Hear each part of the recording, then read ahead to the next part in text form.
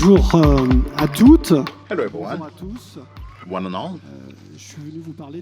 I'm here to talk about another anniversary, not the AFD anniversary, but the anniversary of a project that is probably the one we're the most proud of in my small companies that has been around for 20 years now. Bardzour. It's the emerging dawn in our local language. It started by chance. As you said before, how to arrive at 100% in renewable energy on our island, 100 kilometers long, with a volcano occupying 80% of the surface area. How can you be independent in terms of energy and food? That has been our obsession since 2007 in Reunion. Every day, not quite. But when we went to Saint-Pierre, and we had to go in front of the jail in the port, and I saw an empty land around the prison. That was a pity, all of that unused land around the prison. So we were bold and pushed the doors of the jail, and we met with the director of the penitentiary center, who trusted us and was sensitive to the idea of being the first to build a solar farm occupying that space and the farming project within the penitentiary. Great. How can we convince the state, convince the administration? We tried to be convincing. We imagined the project. The project started the day I organized a press meeting with the national press to tell them, listen, it's not utopia. One day we'll do it. We'll manage to reach the level of solar energy that will be enormous on the grid, and here is how we will do it. So I brought this group to the dining hall in the jail. There were rumors amongst the prisoners, and one prisoner, André, explained the hope that this project generated for some prisoners who saw in this project a new future for them. And all the journalists cried. Everyone was crying at the end of that presentation. I'm still touched by that 10 years later on. On top of emotions, okay, we go forward, and all of a sudden it stopped working. There was a lot of tension with respect to financing. In Reunion, private banks stopped financing, changes in laws. And I said, we can't stop here with this project that generates so much hope. So many people are banking on this project. So I went to see the AFD, and I must say today that without AFD that day, that project would never have come about. What is the project? 3 intuitions and 3 innovations. A technological innovation that was extraordinary. Think 10 years back in time, 9 megawatts of solar energy in the prison, but coupled with 9 megawatt hours of storage. What is the cornerstone of renewable? Without storage and a mix of both, you cannot. Second, the problem of intermittence, especially on an island such as ours. The first-time technology supplying 14,000 homes. First agricultural project. 2, we wanted to prove that thanks to this system you can see on screen, with anti-cyclonic infrastructures, we could have a certain autonomy and food security. If this is a cyclonic zone with tropical storms all the time, more and more, this solution allowed us to work on food security and autonomy. From organic quickly became permaculture, and AFD came in again. I convinced Marc Dubernay, and I'd like to thank him and his team, that what we were doing was magical and would mark people's minds in future. It may become the norm of tomorrow. So I convinced him to take part in funding a film called Tomorrow, If you saw tomorrow, or if you haven't seen it, if you've seen it, watch it again. Bardzour is in demand. They filmed the work site and explained the beginnings of what would happen with this project. We didn't know that it would have an award for the best documentary, and it would be shown at the COP years later on, but AFD was there too. A third, innovation, a responsibility in the territory. Not just food autonomy and energy autonomy, but looking at what we could do for society. What do we represent in terms of the fallout for the populations living in these territories? And here we convince the judge for the application of penalties and the administration to let us for 20 years. Even though the project has been run for 42 years, over 20 years we said we would train 150 prisoners. And it's all a matter of common sense. If you propose to these prisoners jobs of tomorrow, organic producers under an anti-cyclonic structure, we may be successful in reintegration.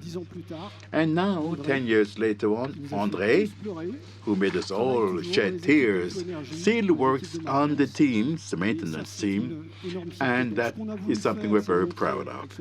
We wanted to show with this hopeful project that with goodwill and determination, good partners, and AFD was a good partner then. Maybe, in the final analysis, what we imagined as the world of tomorrow, today I can tell you that the world of tomorrow is already today at Bardzour, and we're exporting this model around the world. Thanks.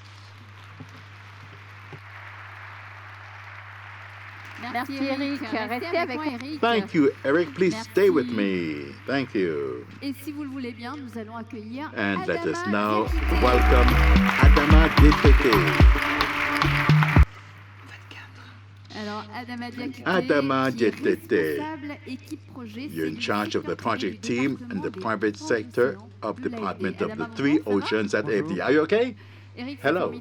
Eric, great. What's he like? What do you mean? Didn't you learn how to speak Creole? I used Creole a while ago. Okay, anyway, Eric, it's great. How many people did you train in these new trades, professions? 53 people were lucky to spend an average of 10 months of training. Initially, it was very much focused on apiculture, organic, and vegetable growing. And then we quickly moved on to permaculture. It is the only penitentiary with a permaculture project in the world with 53 people, but I hope we will train at least another 150 people over the remaining 14 years for this project, even though we are 42 years. So we still have time to imagine other types of training. And this unique Bardzour model, did you think of replicating it? We thought about that straight away. I immediately went to the prison in Fresnes.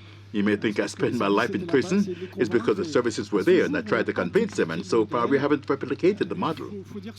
I must say the model is linked to the people who sponsor it. I'd like to thank the three directors of the different prisons that were by your side to promote this model. It's all linked to people's will. Honestly, today, the person who asked me to replicate this model was the Greek Prime Minister, who asked me for the next prison to be built in Greece to replicate Bardzour.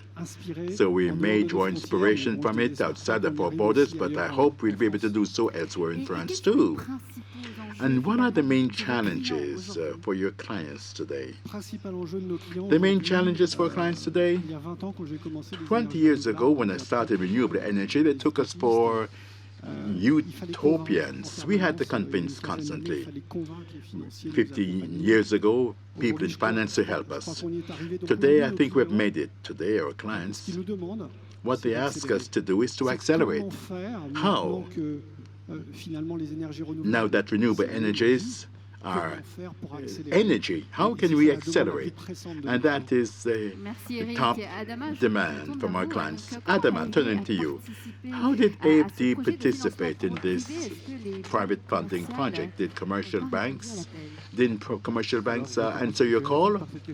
I would answer by question, recalling that AFD finances the private sector overseas for years now. Everyone doesn't know that. And we do that by applying the principle of complementarity, meaning we do not compete with commercial banks that are already in operations on those territories, but we lend support to them in joint financing. To answer your question about Bardzour, as Eric Scotto said earlier, commercial banks were present, providing two-thirds of the long-term funding, was a missing third. In a special context where the tax incentives stopped for those projects, and AFD stepped in and was called upon and sat down at the table as well. So this was the momentum that we followed in the doctrine of complementarity and subsidiarity. So non-competition, but complementarity then. Yes. The Bardzour model is quite unique. Did you help out with other projects in Reunion? 4 others, yes, sponsored by Akuo Energy. These were agri-energy projects with renewable energy generation agriculture for about 27 million euros of funding. We also supported other sponsors. To give an idea, over the past 10 years, we mobilized approximately 90 million euros for renewable energy for the private sector in Reunion to support the energy transition in these territories. So we were in the Indian Ocean. Are there other regions where you would like to collaborate once again with Akuo Energy? Everywhere, I would say, everywhere. We have an idea. We have an idea. Go ahead. I think that was a good question. He has lots of ideas. I can see it. Well, let me remind you first that the agri-energy concept that was created 15 years now is very relevant overseas, which are very often islands with very little availability of land, but rich biodiversity. We would be delighted to reiterate cooperation and partnerships that we had with Akuo on Bardzour and the 4 other projects I mentioned earlier, elsewhere in the French West Indies, in Mayotte, or even more challenging projects, leveraging custom land in Polynesia, French Polynesia, New Caledonia. As you know, we exported Bardzour to New Caledonia, adding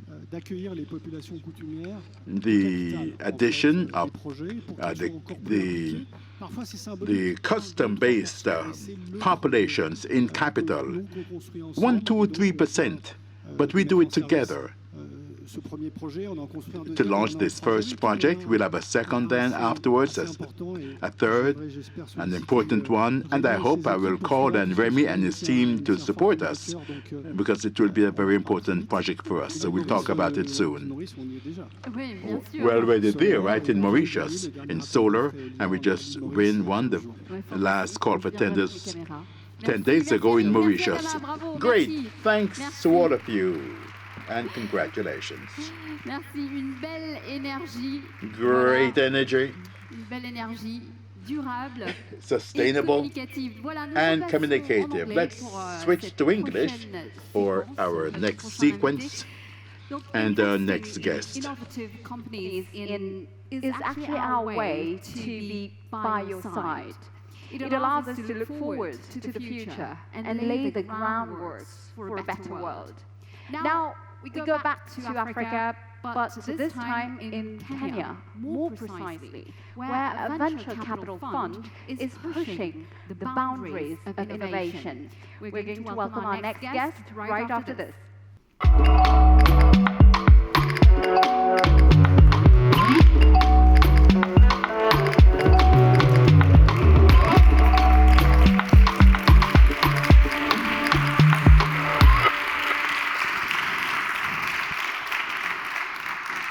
let me properly introduce our guest today, Andreata. Welcome. So Andreata, you are a partner at TLcom Capital and lead venture capital investments in early to growth stage, tech-enabled businesses from origination, investment, management, through exit with a happy ending, hopefully. And probably tell us briefly, what is TLcom and what are the best examples of companies that you invest in?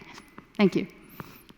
Bonjour à tous. At TLcom, we invest in technology entrepreneurs that are solving large underserved markets on the continent. Technology is important because of four main things. So the first thing is technology allows for increased access to services. So now my grandmother has a mobile phone. She lives in the rural areas and I can contact her. I can send her money on the phone, which is something I couldn't do before. Technology also allows for efficiency where manual systems are now being digitized, so you can now have more efficient processes. The third thing that technology facilitates is reducing cost to serve customers as well as to serve businesses. And then the final thing that technology facilitates is the fact that it's surfacing data, which means that you can make decisions with more information, with more insights. So that's the power of technology. The best way I can describe our investment strategy is by giving two examples of the companies that are in our portfolio. Twiga Foods. So the average African household spends 50 to 60% of their income on food. This is compared to 10% here in France. And the reason why this is, it's not just because income levels are low, but it's because the cost of food is high. So if you think about, so an analysis that the founders of Twiga did was they found that a banana that came from Meru to Nairobi, which is 200 kilometers, costs more than a banana that came from Ecuador to Houston, Texas, so from South America. What is driving the high cost of food in Africa?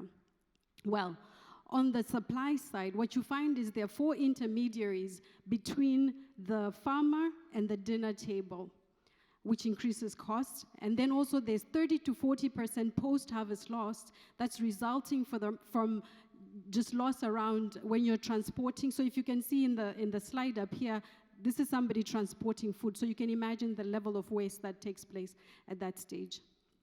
And then on the supply side, the majority of African retail is informal. 85% of retail is informal. The likes of Carrefour and grocery store, that's 15%.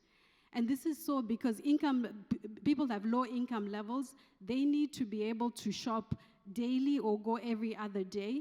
They don't have the luxury of going to Carrefour, buy a lot for the week, put it in your car, put it in the fridge. That's a luxury they do not have. So Twiga Foods, one of our portfolio company, is using technology to consolidate the supply of food from the farmers and the manufacturer to reduce the post-harvest loss during storage and logistics. And then finally, they are perfecting last mile distribution to the vendor. So in the slide here, we have a duka, which is a small shop where most people do their shopping. In my conversation with the vendors, they tell me that before Twiga, they would have to wake up at 4 a.m., go to the market, buy their produce, organize for it to be brought back to their store. Now with Twiga, in the comfort of their store, they can make an order for their groceries and have it delivered to their shop so their business can continue. Twiga has also unlocked financing for them. So now the vendor has a record of how they have ordered. They can then pass it on to lending companies who can use it to credit score so they can get access to inventory financing. Twiga is but one of our portfolio companies. To the vendors, Twiga is bringing convenience, lower prices and financing. To the farmer, Twiga is a reliable buyer of their produce at a fair price. To the consumer, Twiga is ensuring food security in Africa's urban cities because African cities are urbanizing faster than anywhere in the world. And they're also providing for tracking of food. We invested in Twiga Foods 4 years ago. Revenues have grown 1,000%, and they're working with 100,000 farmers, 100,000 vendors across Kenyan cities. A unicorn in the making, in our opinion.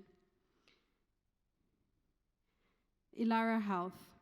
So my husband and I, we have an email chain where we record the treatment that our daughters get when each time we go to a doctor. Why is this?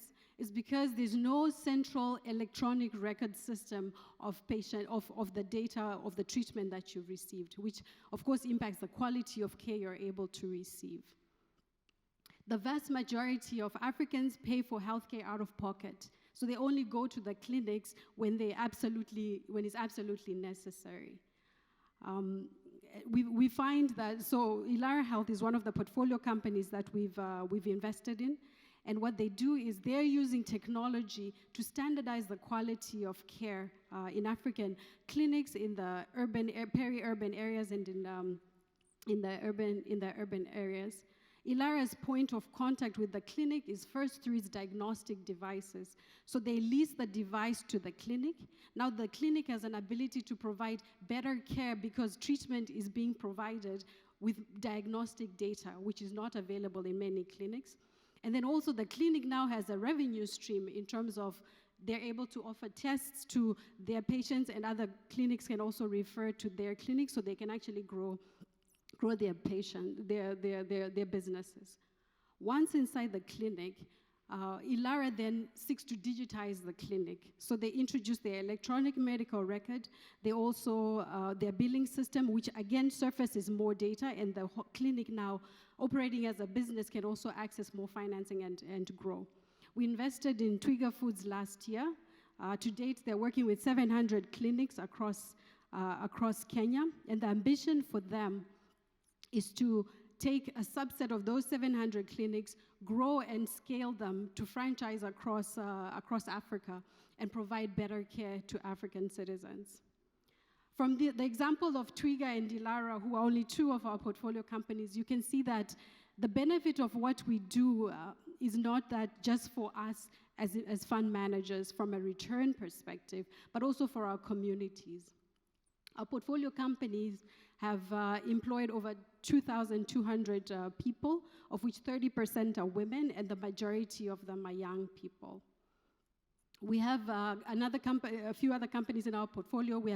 We have ULesson, which is an education platform that's educated over 21,000 students in the last year.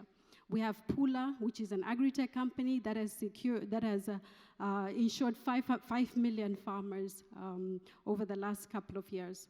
So together, our entrepreneurs, ourselves as fund managers, and our investors like Proparco are working together to build the Africa that we dream of, which is an Africa that gives dignity and opportunity to its citizens. Thank you.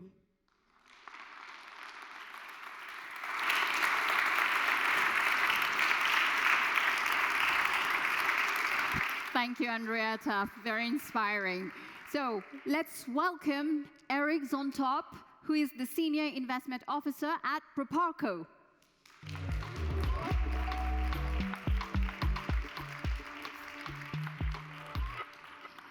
Wow. So welcome, Eric. Good afternoon, Asha. This is fantastic. Yeah, Twiga, and I was looking at the projects, and I said I'm very impressed. So what about you? Are you impressed? You don't have the right to say no, I think. Definitely, yes. I really believe in this project, and it's not because we are indirect investor through TLcom, but mainly because first, this company is tackling a really critical problem in this region, and this problem concerns the greater majority of the population. So, and second, this company are led by exceptional entrepreneurs. So for these two reasons, I believe that they will have a greater future. Right. Andreata, maybe for our audience, what is your definition of a good investment? So when we're making an investment, we try to answer 3 buckets of questions. So the first one is around the market. So is this an attractive market? So we're looking for entrepreneurs that are solving problems in large, growing markets, with good unit economics and an ability to, they're using technology to be able to scale. Then the second bucket of questions is what we look at the company in terms of the strength of the company. So yes, it's a great market, but is this a business model that can capture the market? And then is this a team that has the ability to execute on the business model? And then the third bucket of questions we ask is around the investment. Is this a good investment? So this is from a valuation standpoint, from the terms that we get. So if a company is able to check those 3 boxes, then we would invest. Fantastic. And what about the Proparco perspective? What's a good investment for you?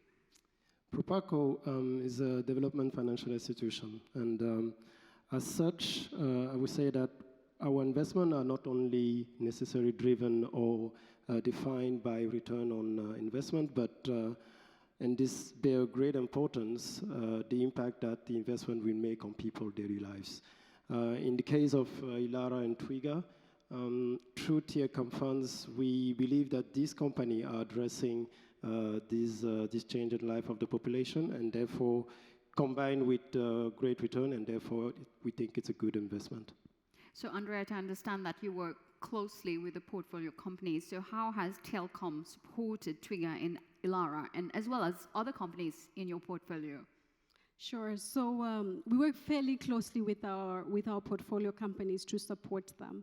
And so outside of capital, the entrepreneurs need also business building support. And our team has experience in strategy consulting, in government, in finance, as entrepreneurs, and we bring all of that experience to the service of the entrepreneurs. So leveraging our global networks, our local networks, to be able to support them.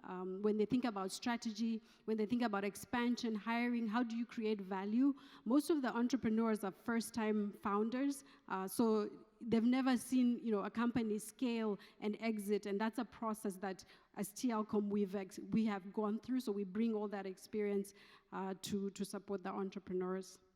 Now, I'm curious, how do you work together? How does the relationship work? Tell us. We have a great relationship. It's true that TLcom was one of the first fund managers that we back in the VC ecosystem, and we are really happy to work with you, Andreata, in this ecosystem. Fantastic. Andreata? So, interestingly, when we started this journey in the raising an Africa Tech VC fund back in 2013, 2014, at that time, everybody thought we had grown ahead in the middle of our heads when we were trying to raise this fund. And Proparco was one of the first investors that came into our fund and really supported us, which is something we appreciate. Proparco has also gone on even further to invest in some of our portfolio companies as well, because there's still a lack of capital, not just at the fund level, but also at the portfolio company level. And Proparco has really stepped up to support the ecosystem. So we enjoy a great working relationship. Fantastic. Thank you, Andreata. Thank you, Eric. Thank you very much. Thank you, Asha.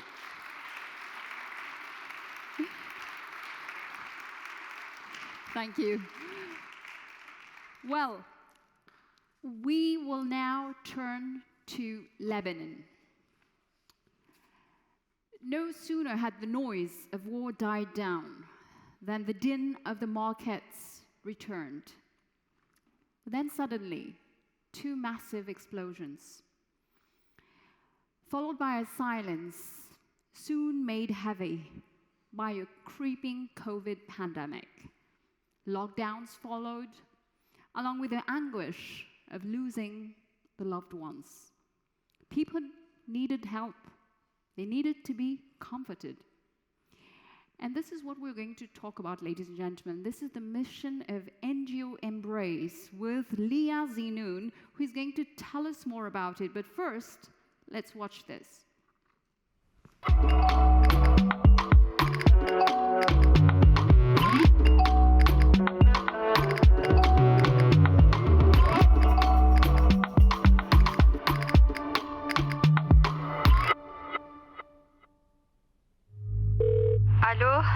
الو خط الحياة كيفيات؟ كيف يساعدكم؟ فيك تساعدينا بليز؟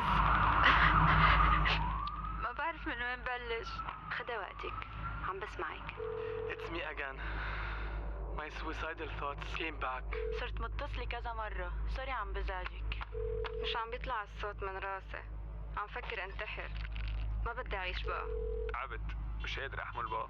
إذا ضليت عايش رح أتعذب أكتر. أحسن إذا بموت. خلص ما بقى فيه. Sometimes I wish I wasn't even born. بوجع كتير، ما في شي بيريحني إلا فكرة الموت. إذا بموت برتاح.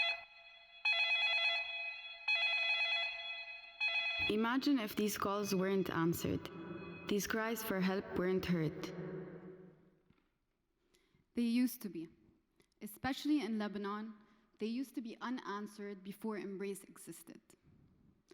I am Zeinoun, the Director of Strategic Partnerships at Embrace, a leading organization in Lebanon working on mental health and suicide, awareness, prevention, research, and treatment.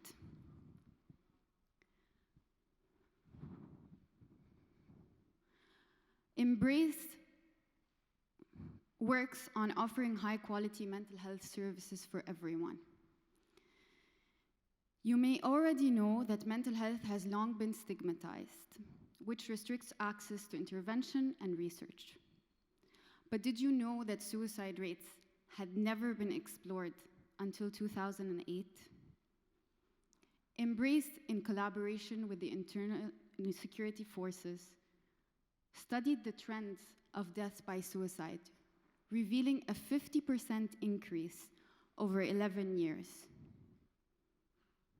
And I will stop at 2020, being a significant year globally, but more so nationally.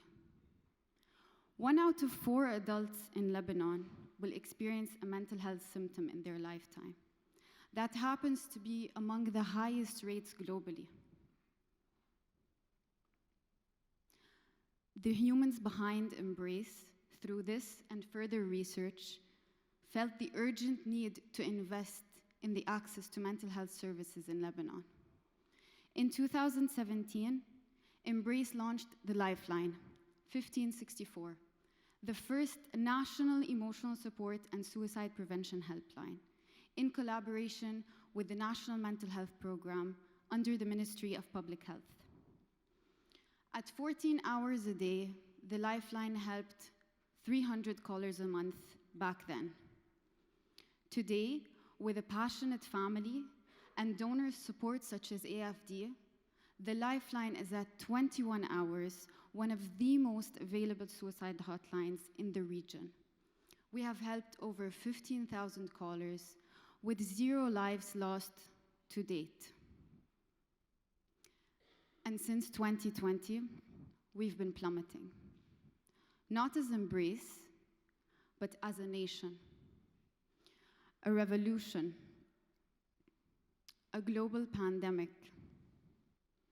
devaluation of the Lebanese pound, excruciating socioeconomic status, inhumane living conditions, and above all, the Beirut port explosion.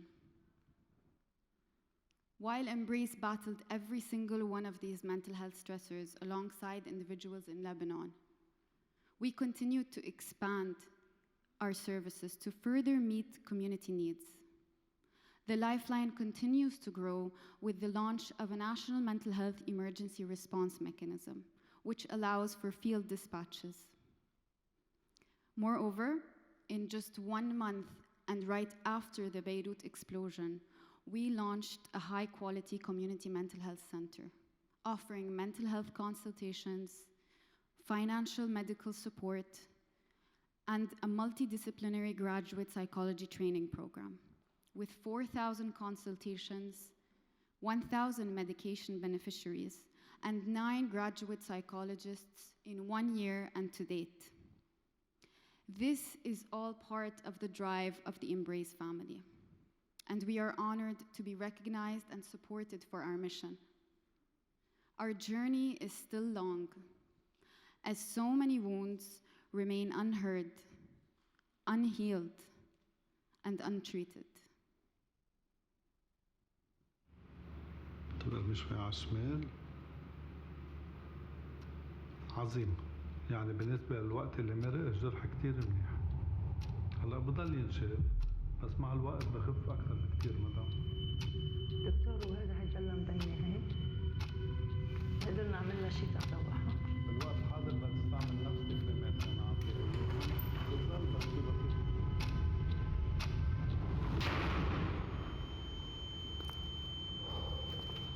بكي شي ماما؟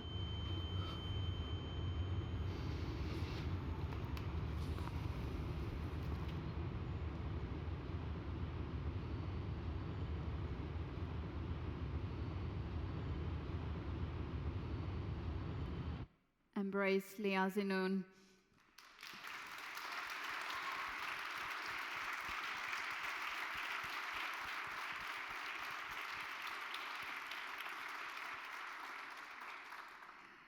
And Thomas Gonnet and Laurent Marion have joined us. So Thomas Gonnet is a public health project team leader at AFD, and Laurent Marion is the head of the Stabilization and Resilience Unit at Expertise France. Welcome to both of you.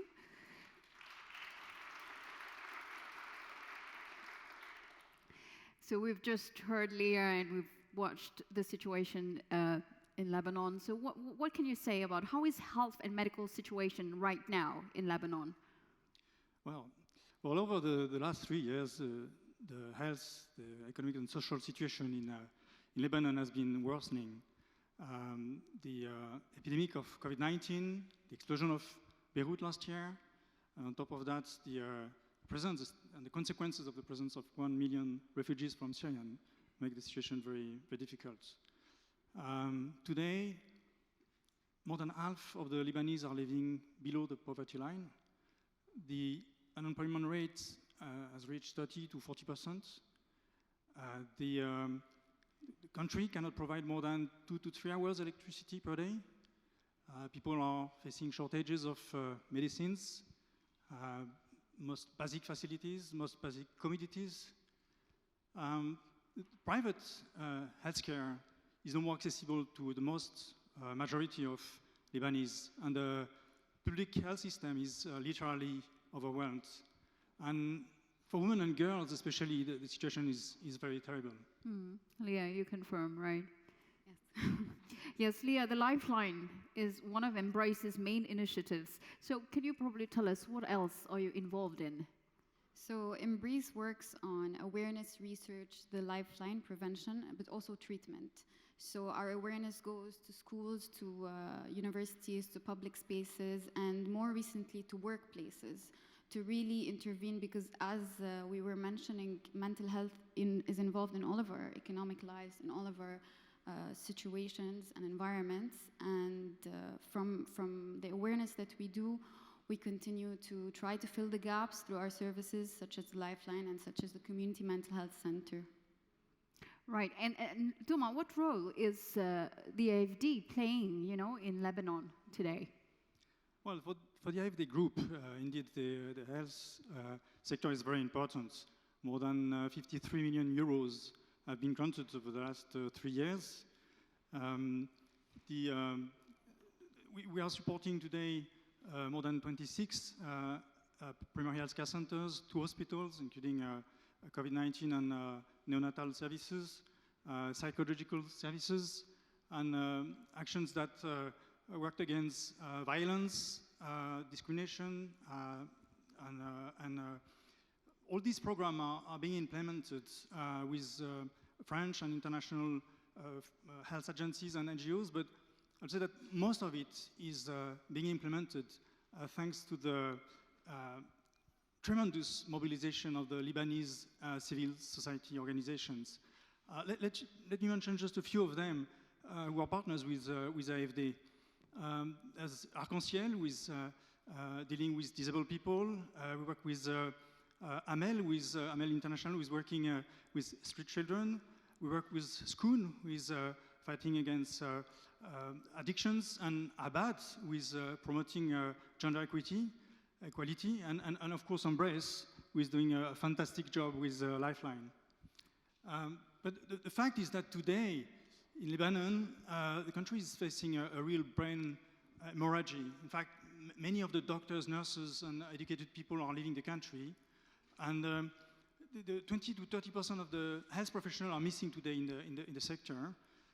So, in this context, we really have to pay tribute to these youth who are really committed to take over the situation with a lot of generosity. Many of them are doing it on a voluntary basis with a genuine sense of solidarity and equity. And really, these young men and women are a strength for the country and a lot of hope to do something. Thank you, Thomas. Laurent, Thomas was just paying tribute to the mobilization of civil society organizations, and you're part, at the heart of those in Lebanon. So tell us a little bit, how are things? Thank you very much, Asha. No, I can only join what Thomas Gonnet just said.